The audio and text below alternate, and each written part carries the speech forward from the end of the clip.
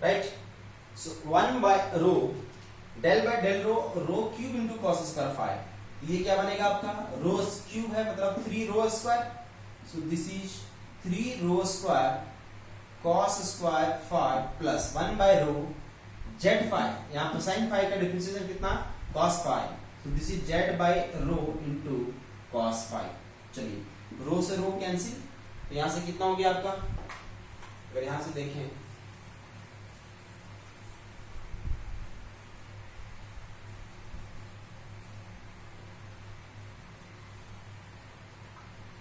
क्या बनेगा, this is 3 rho into cos square 5, right. 3 rho cos square 5 plus Z by rho into cos 5, this is your divergence of D, right. यह मिल गया आपको divergence of D.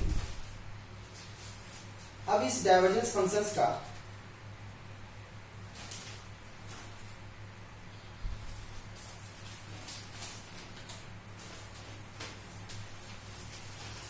ठीक है, चलिए अब इसका वॉल्यूम इंटीग्रेशन करें आप।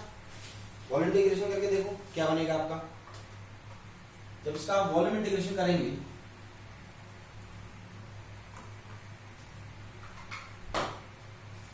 चलिए, so the volume of this one, so 5 varied from R varied कहां से कहां करेगा, rho varied from 0 to 4, right.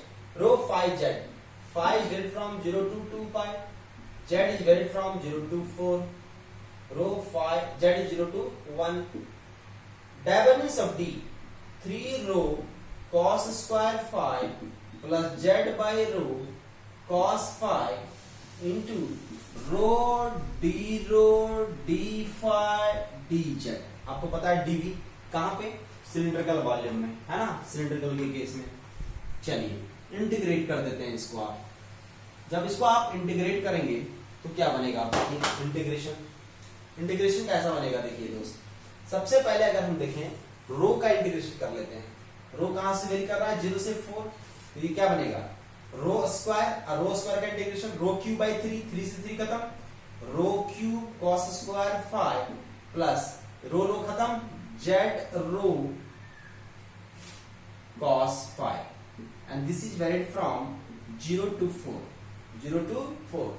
अब यहाँ 5 0 to पाई, एंड जेड कहां से कहां है 0 से 1 के बीच में है, this is D phi D z. Rho का वैल्यू का खत्म हो गया इसका मुद्दा, है ना।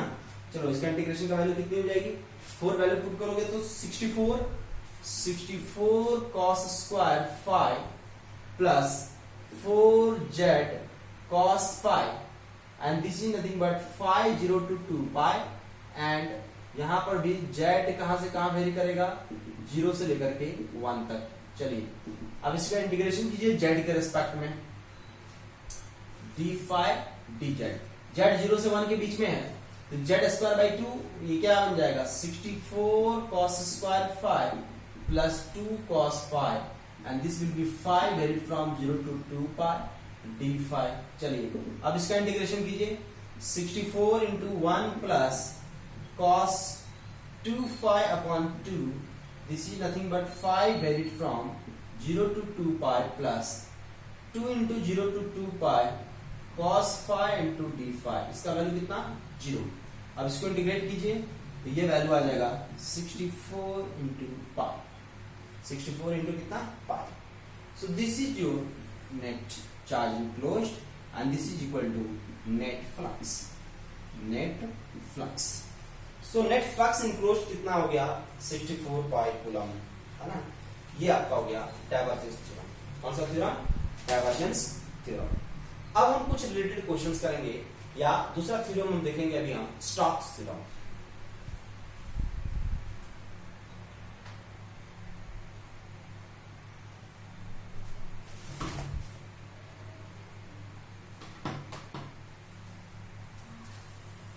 चलिए कर्ल थ्योरम, कर्ल थ्योरम इसको बोलते हैं स्टोक्स थ्योरम, है ना।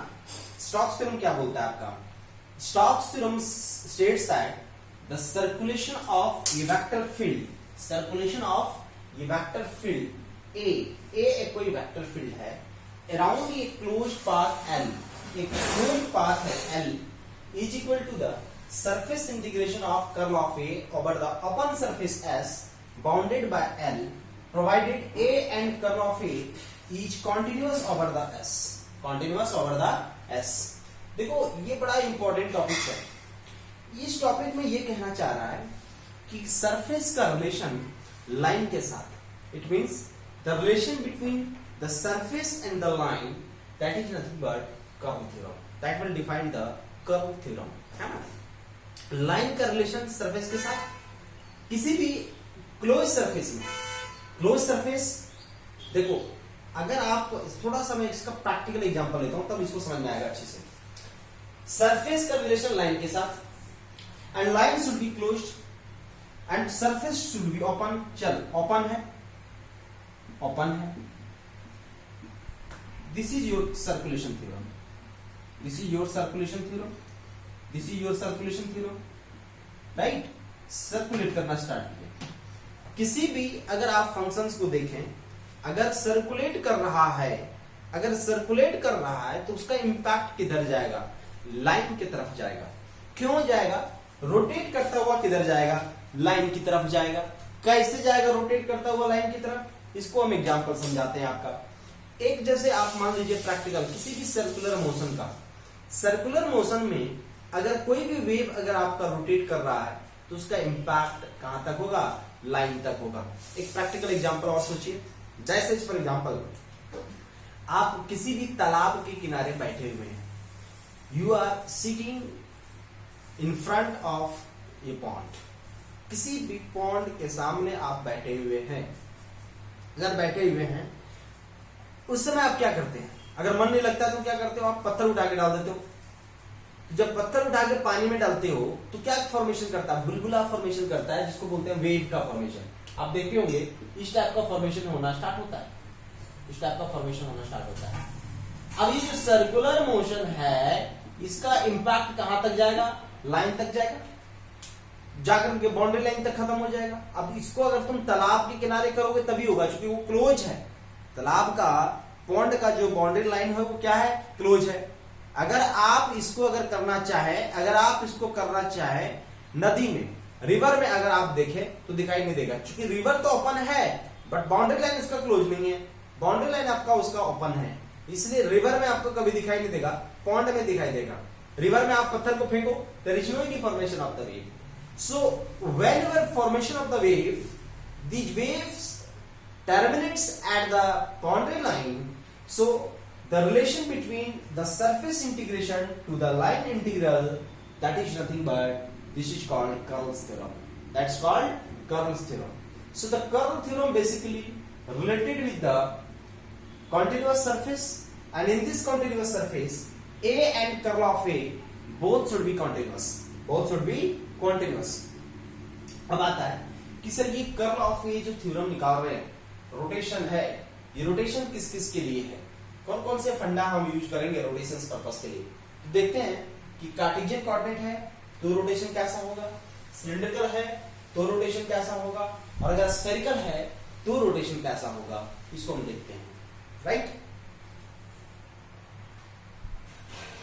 चलो अब देखते हैं कि कर्ल जो है वो क्या होता है आपका। कर्ल मतलब रोटेशन, कर्ल की बात करेंगे मतलब रोटेशन, राइट।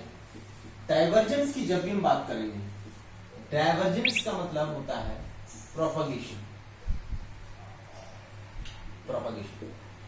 कर्ल मतलब रोटेशन, डाइवर्जेंस मतलब आपका हो गया propagation. Curl, this is nothing but curl of मान एनी वेक्टर ए। अगर ए आपका कार्टेशियन कोऑर्डिनेट है तो क्या मानेंगे हम? ax, ay, az, del by del x, del by del y, del by del z, right.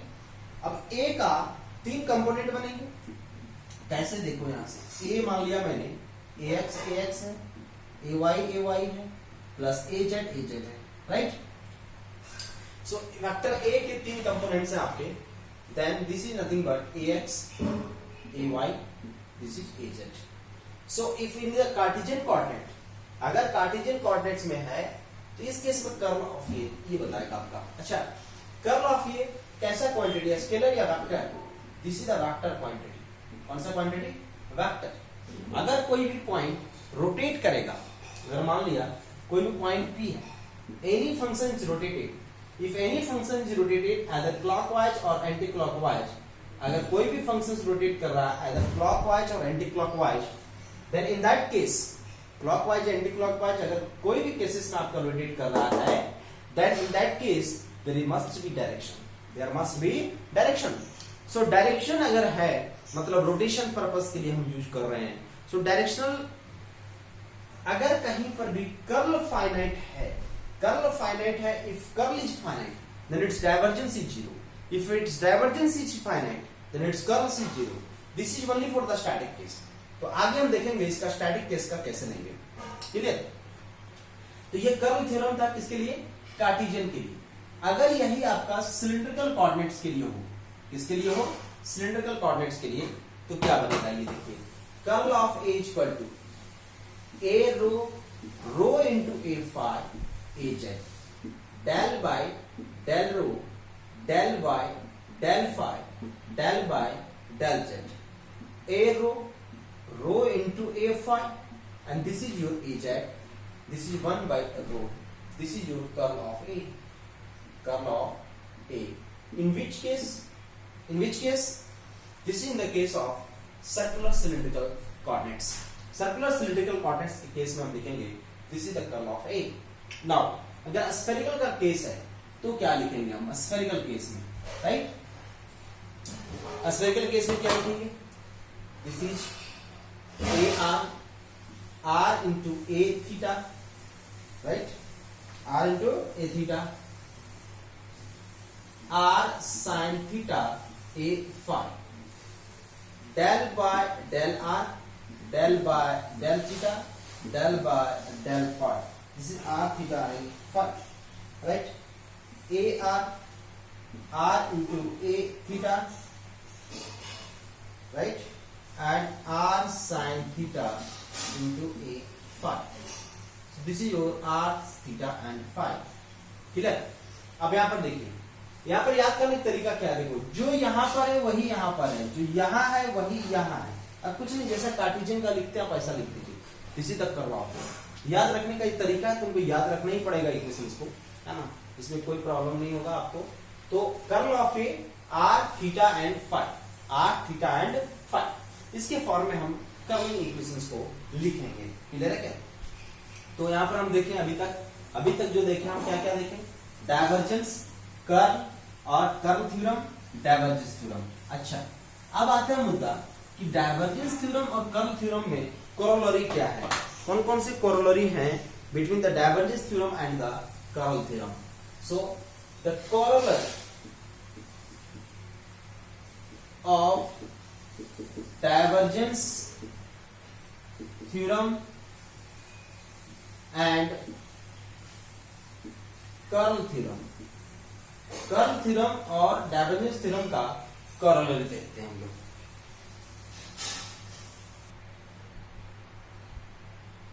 चलिए, corollary of divergence theorem and curl theorem. Curl मतलब rotation, curl of a this is nothing but rotation, right? Divergence of a मतलब propagation, this is your propagation. So किसी भी functions का अगर curl finite है then उसका divergence कितना होगा? 0. This is finite. So if curl is finite then its divergence equal to what? 0. If किसी भी फंक्शंस का डायवर्जेंस इज फाइनाइट, अगर इसका वैल्यू फाइनाइट है then curl of divergence of that function equal to 0. But both are only valid for static case, only for static field. Static field की बात करेंगे या इसी को बोलेंगे हम time invariant field, time invariant field. जब वो टाइम के साथ वेरी ना कर रहा हो, टाइम इनवेरिएंट का केस है, तभी हम बोल सकते हैं कि डायवर्जेंस और इसका कर्ल का जो कोरोलरी है वो वैलिड होगा आपका। It means the curl of A is nothing but rotation The divergence of A is nothing but propagation. So if any function having the curl is finite, then its divergence equal to 0, and if any function having the divergence is finite, then its curl equal to 0 होना भी चाहिए. Why? How it is possible? जैसे मान लिया कोई function है, आप खुद से सोचो, प्रोपगेट कर रहा है. अगर प्रोपगेट कर रहा है तो उसका रोटेशन कितना? 0. अरे हम चल रहे हैं भैया, तो मेरा रोटेशन क्या है? 0 है. मेरा रोटेशन क्या है? 0.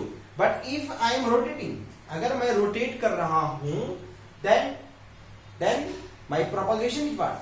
0. So if any ideal function, if its rotation is 0, then its propagation exists. If its propagation is 0, then its only rotation is exist. So due to this all cases, we can say that the corollary is the divergence of any finite curl value is equal to 0, and the curl of any finite divergence is equal to 0. So this is for all static field, and this is only for the time invariant cases. So these are the corollary of the divergence theorem and the curl theorem. Clear है? अब हम देखेंगे कि curl theorem से related हम कुछ questions को करेंगे. क्लियर है क्या? So these are the corollary and curl theorems.